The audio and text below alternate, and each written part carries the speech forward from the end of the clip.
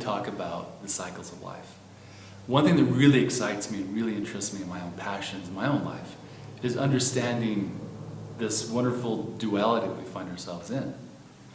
Now, dualities in mythologies have existed, since the dawn of mankind, talking about how we find ourselves in this wonderful world of light and dark, day and night, and these things.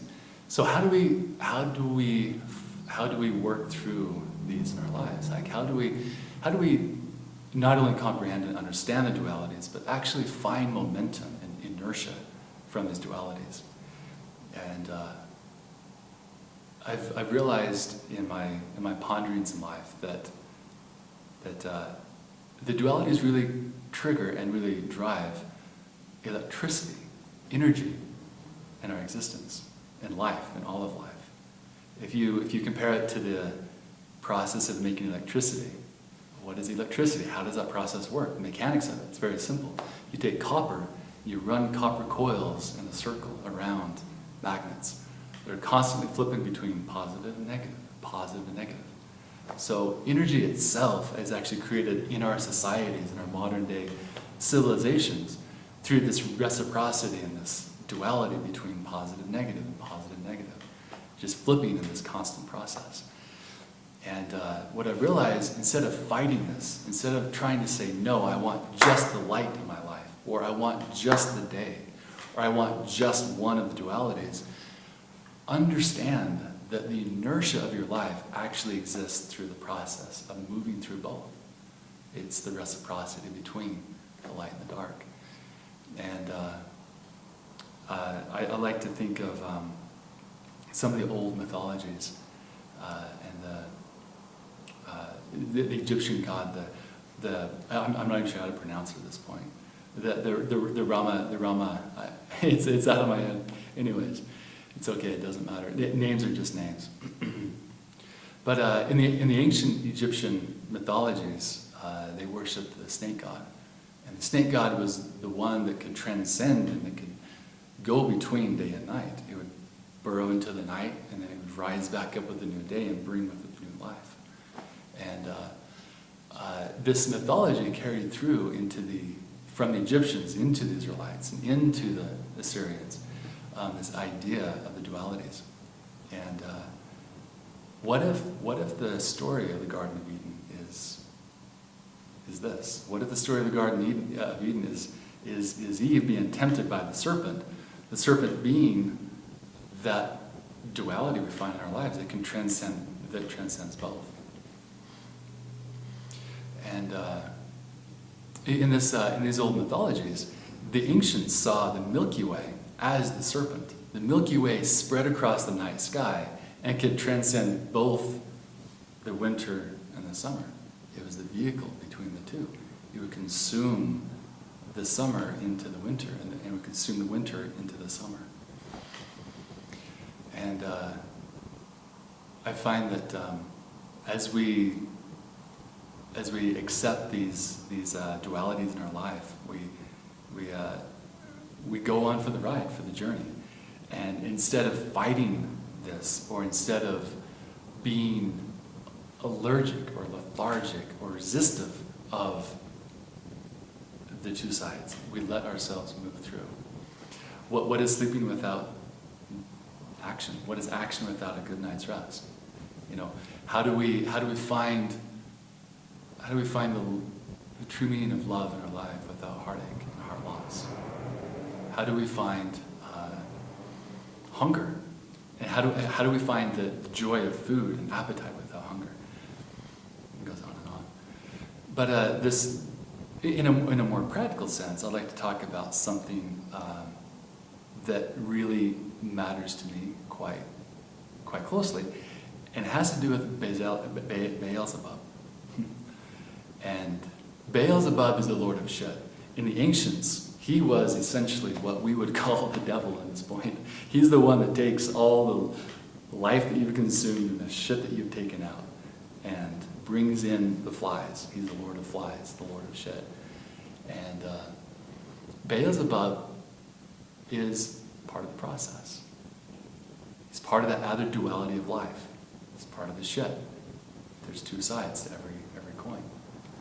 And in our societies, we have become very, very scared and very resistant of this. And in the process, we flushed all of our shit out down the drain. And currently, cities are dealing with a crisis because a lot of things get pushed down that drain. A lot of feces, but a lot of pharmaceuticals, a lot of drugs, a lot of chemicals, a lot of bad things. And what do you do with it? Well, they try to spread it out on landfills, they try to take it out and dump it into the rivers, they try to recycle part of it. Well, it doesn't go away. Nothing ever goes away. And that's the illusion that we live in. We want to live in a linear concept. That we want to live in. We want to just have one side. We don't want to deal with the other side of anything. So we just flush it all away, pretend it doesn't exist, and in the process, it comes back to pollute us. It comes back to destroy us, instead of to complete the cycle. And humanure is the concept of humanure is the concept of essentially composting your own shit. And this makes a lot of people wheezy. Who wants to talk about shit, right? I mean, unless you're making a joke about it. Of course, yeah, whatever. But get that shit away from me. I don't want to deal with that stuff. Well, it doesn't go away. It never does. And nothing ever really goes away. That's why we find ourselves on the blue island, out in the middle of the void. Nothing ever goes away. And it comes back and it pollutes our rivers, and it comes back and it pollutes our water systems, because we don't properly deal with it. Things go down into the septic systems and into the sewers, and they're never really broken down. They go through the process a little bit, they dump a little bit of chlorine in there, a little bit of bleach, they knock out some of the pathogens to make sure that no E. coli is going to get to you, and all this other stuff. The pharmaceuticals persist, the drugs persist, the antibiotics persist, and it makes its way back in our water system. And in this process, we find ourselves drinking other people's drugs that they've taken for their whatever they've got going on for themselves, and now we are getting inoculated with this other stuff. That's a problem. Humanure systems are very simple. All you do is you take shit, you put it into wood chips, you inoculate it with some basic bacteria and fungi, and the bacteria and the fungi are happy and they go to work. They literally just dig through your shit and they digest it and they break it down. They not only break down your feces, but they break down the pharmaceuticals. They break down a lot of the other chemicals or cleaning products, a lot of our things that we use to wash our dishes. A lot of these very nasty industrial chemicals are literally broken down by these fungi and by this bacteria. And after about 4 or 5 months, you find yourself with what essentially is usable soil. And this is making its way into the green specs of the building permits across the western states, thanks to David Hogan and various of his colleagues. And in the next 10 years, the western states will be incorporating this, where it is now legal to use humanure systems instead of a sewer or a septic system. But in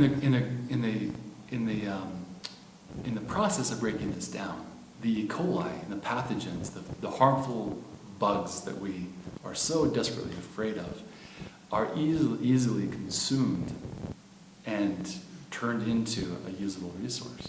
So the fear of it, well, where is the fear? It's in our psychology, it's in our upbringing. We're taught these things, but really there's really nothing to be afraid of in this process. Put the humanure systems on a concrete pad, make sure it doesn't go directly into the soil too quickly, and let it break down for 4 to 5 months at a temperature above 127 degrees, at least for a few days, and you've got great quality growing material. All the nutrients that we consume into our bodies go right back out. They don't, of course they're going to. That's where else are they going to go? You capture it, you compost it, and you can reuse it back into growing situations. Put it back out in your orchard. Put it back out into, if you're a little bit wheezy, don't put it out in your garden, put it a little bit farther out, something that maybe breaks down over a couple of years. And you've got all those nutrients coming back to feed you. The linear process is broken. The idea of going to extract from the earth shove a bunch of chemicals in the soil, grow a bunch of food, consume it, eat it, shit it, and flush it away and get it out of our sight, and then go get more stuff, do more raping of the earth, more extraction, and then just keep this vicious linear thing going, there's no need. The soil's rich. The soil's already in this wonderful reciprocity, this wonderful cycle of life. All it is a matter of doing is just honoring where we came from, and it's honoring both sides. Once again, coming back down to the duality of things, that if all we want is just to think of just a nice, good, pretty leaf and the fruit, and we want to be blinded to the other side and just get that out of our way, we find travesty, we find destruction, we find ourselves being sick, and we find ourselves in a lack of.